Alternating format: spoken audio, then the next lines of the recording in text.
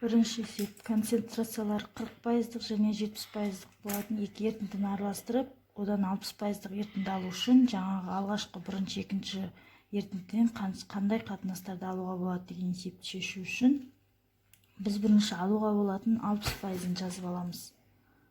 60%-ық ерітінді дайындамақшымыз.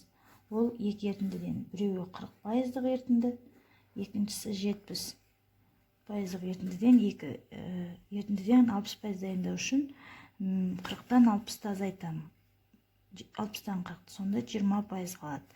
Ал 70-тен 60-ты азайсақ 10 қалады. Жаңа 40%-ық ерітіндіден дайындайтын алатын үлесті біз x деп алсақ, 70%-дан алатын үлесті y деп аламыз. Енді бізге қатынастарын тап дегендіктен пропорция құрамыз. X-тің y-ге қатынасы тең, жаңағы 10-ның 20-ға қатынасы деп аламыз да. Енді қысқартамыз. Сол кезде x-тің y-ге қатынасы тең, 1-дің 2-ге қатынасы. Яғни алғашқы 40%-ық ерітіндіден біз бір үлесін аламыз, 70%-ық ерітіндіден екі үлесін алып 60%-ік ерітінді дайындаймыз. Жауап 1-дің 2-ге қатынасы болады.